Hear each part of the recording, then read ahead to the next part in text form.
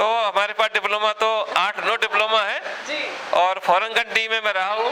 गला फाड़ते हुए बोलते हैं कि जल से नल निकलेगा, नल से जल निकलेगा, लेकिन यहाँ नल से जल नहीं आया। उत्तर प्रदेश का सबसे उत्तम वार्ड बनाऊंगा, ये मेरा वादा है जनता के साथ। वो खुद अवैध है, अगर उनके पास कागज नहीं है और यहाँ की जनता को टॉर्चिंग करना बंद करें। उन जितने भी नाले हैं उन नालों को हम दोबारा रिकंस्ट्रक्शन कराऊंगा। ये एक फौजी का इलाका है, जैसे कैंटोनमेंट चमकता है उसी प्रकार से हमारा 27 वार्ड चमकेगा।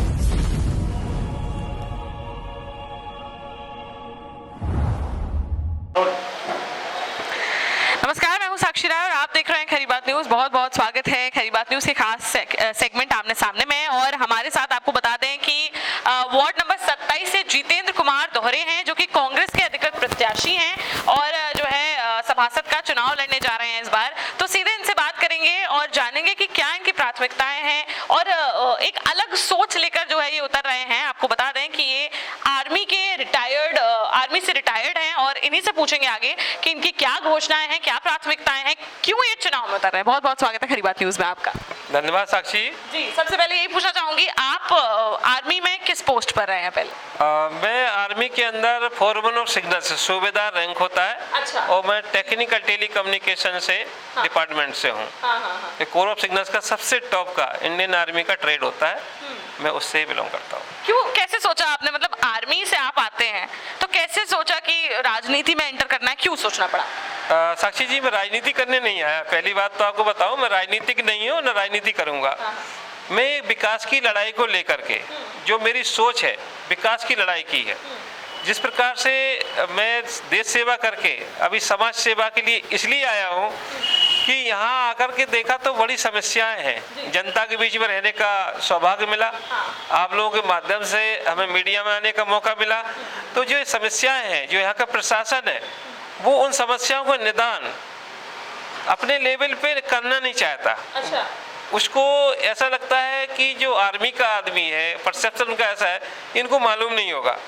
मैंने जनता की पुकार को आगे रखा कि यहाँ की सड़कें ठीक नहीं है, यहाँ सफाई कर्मचारी नहीं आते हैं, साफ सफाई चाहिए। सबसे बड़ी चीज़ ये है कि आपका स्वास्थ्य अगर ठीक नहीं है तो जरूरी है कि आप स्वच्छ समाज को कुछ नहीं दे सकते। स्वच्छ समाज चाहिए तो उसको लिए स्वास्थ्य की जो प्राथमिकताएं हैं, जो उनकी मूलभूत सुविधाएं हैं, उनको मुहैया कराना बहुत ज़रूरी है। इसलिए मैं इस लिए आया हूं कि मैं चुनाव लड़ूंगा तो किसी सदन का सदस्य बनूंगा। अगर जनता का आशीर्वाद रहा तो मैं इस वार्ड को उत्तर प्रदेश का सबसे उत्तम वार्ड बनाऊंगा, ये मेरा वादा है जनता के साथ। अच्छा, क्या अभी सोच के चल रहे हैं आप? अभी काफी दिन से जनसंपर्क भी कर रहे होंगे, कैसा रिस्पांस मिल रहा है जनता से? जनता का आशीर्वाद मिलने के लिए तो हमारे साथ जनता काफी अच्छा रिस्पांस दे रही है। मैं पार्टी के सिंबल से हूं जरूर, लेकिन हमारा जनता से एक ही अपील है कि आप लोग विकास कराएंगे तो आपका खुद का विकास होगा। अगर आप हमें आशीर्वाद देंगे तो जनता का, हमारे वार्ड का भी विकास होगा। जो चीजें कम पढ़े लिखे लोग जो आज तक पार्षद रहे हैं उनको मालूम नहीं था, उस चीज को मैं बाहर निकाल के लाऊंगा, अधिकारियों से मिल करके, और यहाँ का विकास कराऊंगा।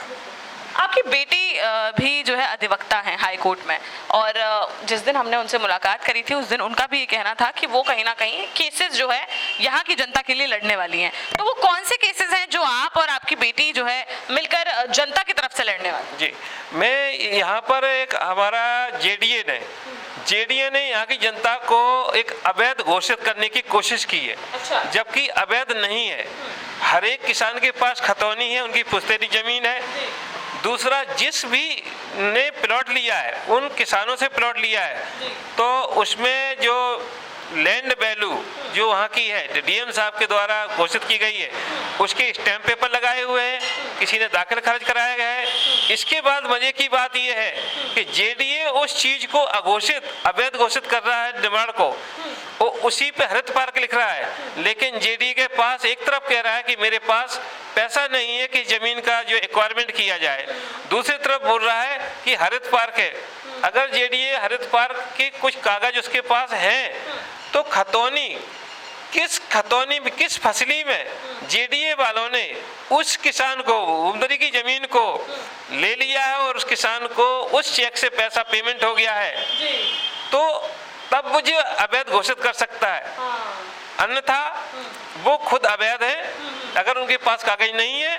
और यहाँ की जनता को टॉर्चिंग करना बंद करें, उनकी प्रताड़ना करना बंद करें। अगर प्रताड़ना बंद नहीं करते हैं तो हम एक इलेक्शन के बाद 154 धारा हटने के बाद एक बहुत बड़ा जन आंदोलन खड़ा करूंगा। और जेडीए के केस, मैं वादा करता हूं कि जेडीए के जितने नोटिस दिए हैं सबका जवाब मैं हाई कोर्ट से अपने पैसे से लड़ूंगा। अच्छा जी मेरा अच्छा 27 नंबर वार्ड की अगर बात करें तो चूंकि आपने घोषणा पत्र भी अपना दिया है और काफी जो है रोचक है आपका घोषणा पत्र कहीं ना कहीं, ये भी मैं आपको अलग से दिखाऊंगी खबर में। लेकिन इससे पहले ये पूछना चाहूंगी कि 27 नंबर वार्ड की क्या मुख्य समस्याएं हैं जो यहाँ की जनता चाह रही है कि सबसे पहले उनका निराकरण हो? जी, 27 वार्ड का जो हमारा भौगोलिक स्थिति है, ऊंची नीची जगह है, उसकी वजह से ड्रेनेज की बहुत बड़ी प्रॉब्लम है। जितने भी नाले हैं उन नालों को हम दोबारा रिकंस्ट्रक्शन कराऊंगा। सबसे पहले मेन नाले से छोटी नालियों को मेन नाले से जोड़ेंगे और उससे एक मुख्य नाला जा रहा है जो धोबी तालाब में मिलता है, उसके साथ में ऐसी ढलान बनवाऊंगा कि वो पानी अपने आप मेन तालाब तक पहुंच जाए, जिससे नारायण बाग के थ्रू बाहर हो जाए, जिससे पानी की समस्या खत्म हो जाएगी, रुकने की। नालियां जो है बिल्कुल साफ नहीं हुई हैं। हमारे वार्ड की हर एक नाली, हर एक नाला कवर्ड होगा और सफाई वाले नियमित उस पर सफाई करेंगे। अभी यहाँ ना कोई सफाई वाला आता है, ना कोई बिजली वाला आता है, और जितनी भी लाइट है हर एक खम्भे पर लाइट जलती हुई होगी। जहाँ पर मुख्य चौराहे या तिराहे हैं वहाँ पे हाई मास्ट लाइट लगवाएंगे, जिससे दूर से रोशनी हो सके और आप लोगों के सहयोग से लगे कि हाँ ये 27 वार्ड चमक रहा है।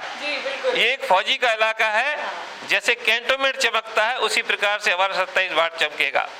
अच्छा, अभी तक जो यहाँ पर पार्षद रहे हैं, पिछले 5 साल में जो पार्षद थे, क्या उन्होंने कोई काम नहीं कराया? ये चूंकि इतनी आप दिक्कतें बता रहे हैं यहाँ पे, तो कोई काम नहीं हुआ है यहाँ पे? साक्षी जी, इस बात को हमारी जो 27 वार्ड की जनता है वो ज्यादा बेहतर बता सकेगी, क्योंकि हम किसी के ऊपर लांछन नहीं लगा सकते।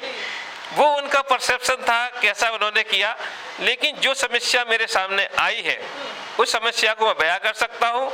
हमारे यहाँ रोडों की भारी समस्या, पूरे उबड़ खाबड़ पड़े हुए हैं। जैसे पानी की लाइन निकाली है, उन्होंने ठीक से काम नहीं किया, पैसा क्लेम कर लिया। अभी हम उन रोडों को बनवाएंगे जिससे कि बड़े बूढ़े सब अच्छे से चल सके। दूसरी बात है कि यहाँ सबसे मेन समस्या आ रही है पानी की। यहाँ हमारे प्रधानमंत्री और मुख्यमंत्री जी ने चिल्ला के बोला, गला फाड़ते हुए बोलते कि जल से नल निकलेगा, नल से जल निकलेगा, लेकिन यहाँ नल से जल नहीं आया। उसके नीचे से एक बिल निकल पड़ा। वो भी बिल कौन सा आया है? वाटर टैक्स के नाम पे 45 रुपये एक्स्ट्रा लगाया।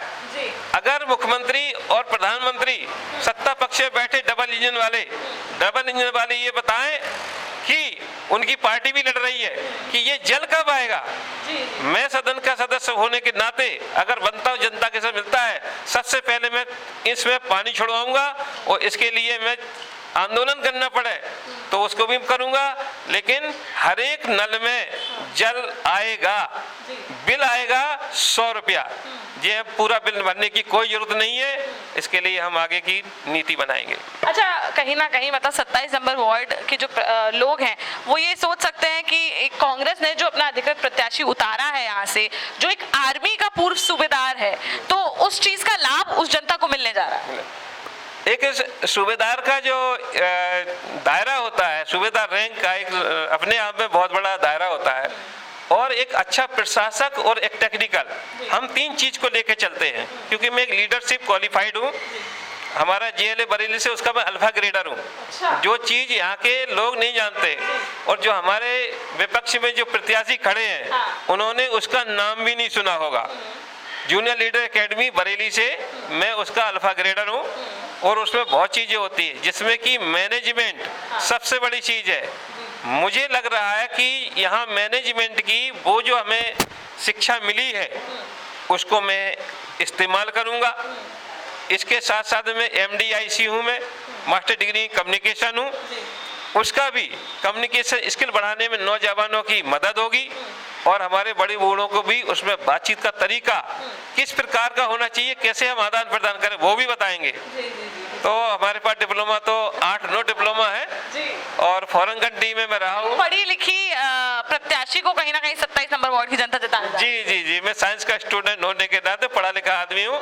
और मैं कोशिश करूँगा कि जिस लेवल की भी लीडरशिप आए, अगर मुझे हमारे माननीय राष्ट्रपति महोदय से बात करना पड़ेगी तो मैं बड़ी समझता से अपनी बात को रखूंगा और अपनी जनता को, जो खासकर 27 नंबर की जनता तो है ही है, ये तो मेरा परिवार है, लेकिन हमारा झांसी पूरा परिवार है और झांसी लेवल पर मैं काम करूंगा।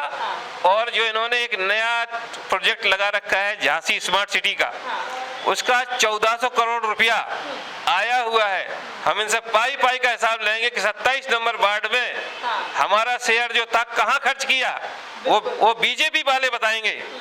अगर नहीं बताते तो अपने आप पर्चा रख दें और चुपचाप चले जाए।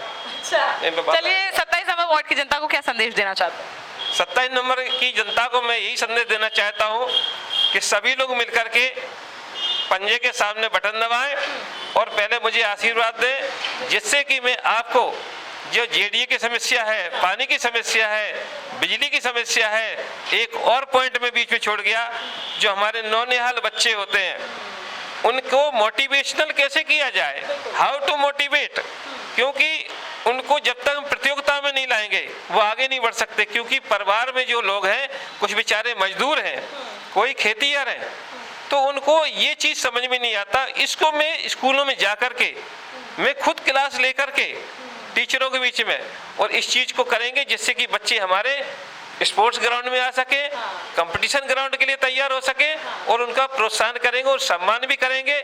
जो बच्चे मेधावी होंगे उनको हम इनाम भी दिलाएंगे और खुद हम प्रतियोगिताएं करेंगे और खेल कूद के साधन ही बढ़ाएंगे। मतलब कहीं ना कहीं 27 नंबर वार्ड की जनता को एक पूर्व सूबेदार, आर्मी से एक रिटायर्ड पूर्व सूबेदार का जो है बेनिफिट मिलने जा रहा है, लाभ मिलने जा रहा है।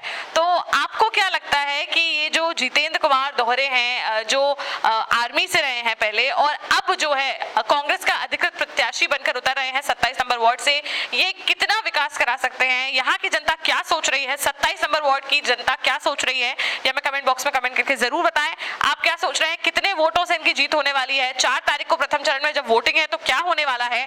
इतनी अच्छी सोच जो व्यक्ति रखता है वो कितना विकास करा सकता है? एक पढ़ा लिखा शिक्षित व्यक्ति कितना विकास अपने क्षेत्र में करा सकता है? आपको क्या लगता है? ये हमें कमेंट बॉक्स में कमेंट करके जरूर बताएं। साथ ही ये भी बताएं कि नगर निगम चुनाव में महापौर की गद्दी पर इस बार झांसी में कौन राज करने वाला है। अभी के लिए फिलहाल इतना ही, लेकिन ऐसे ही किसी और क्षेत्र से आपको जनता से रूबरू कराएंगे, जनप्रतिनिधियों से मिलाएंगे। देखते रहिए खरी बात, बने रहिए हमारे साथ। कैमरामैन नितराम पटेल के साथ साक्षी राय।